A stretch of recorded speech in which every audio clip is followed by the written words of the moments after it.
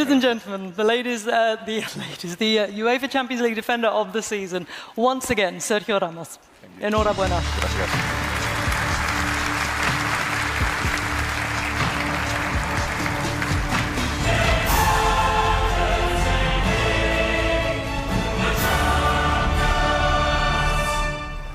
Hello everyone, welcome to the Week 2 Fantasy Football, DPU Fantasy Football Awards. We're doing this one take, it's midnight, had a little bit of coffee, had to work a little bit, wrapped up some cod, got third, unfortunately.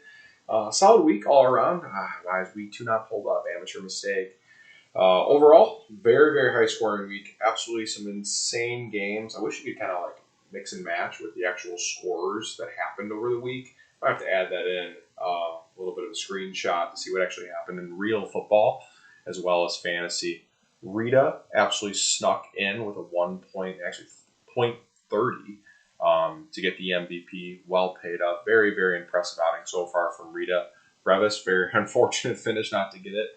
Rusky's stat correction hopefully comes due tomorrow and he'll have to chug. But either way, provisional chug and beer for me. But all around a very, very good week. Looking into the standings, we got Nicholas up top. Most points as well, right? Yeah, obviously. It's 2-0. Well, you never know. But, you got Nick, then Rev, and Rita, and George leading the charge. Still in the lead, George. Absolutely love it.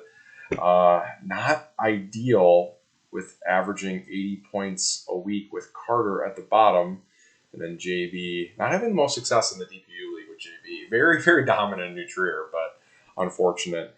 And then Matt right behind him. So, decent week. Let's get into the MVP matchup. We got Rita with 132 points against just a hopeless, or is it helpless? I always forget which one that is, against Carter. Carter doesn't have any very good players on his team.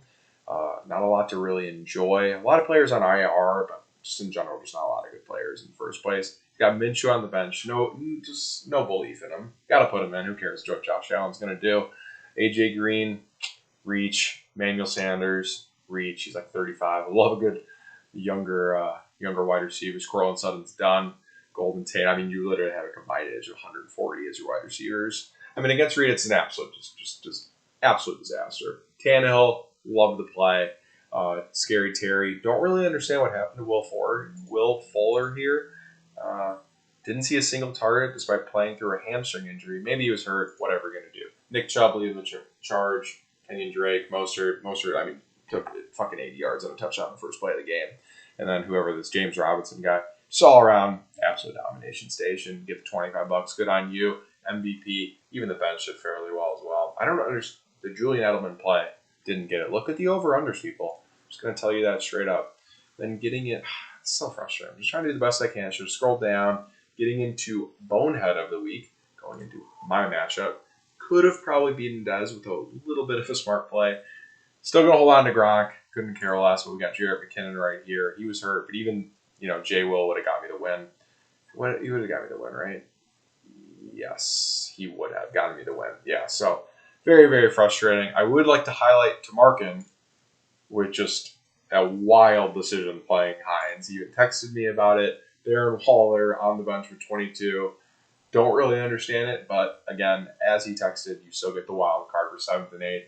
Doesn't really matter. Going on to Manager of the Week, we got to scroll down here. Going on to Manager of the Week, in Total Redemption, Revis playing 2 tight ends for 30 points. That is unbelievable. Kudos to you. And then I'm going to put in Stutz with Manager of the Week. I actually forgot. I didn't write down what it was. Oh, yeah, playing Hawkinson. Yeah, I think it's a smart play. I mean, what are you going to do? It's a quick rundown. It's midnight. Moving forward. So it was a quick little scan for Week 2. Thought everything was perfectly fine, with how everything's going. So into the Week 3 matchups, Key versus Carter. Kind of a rivalry, a little bit. I feel like a lot of people like to beat me, but I don't really care. Belma versus George. Yacht versus Sam. God, all the pictures are so confusing.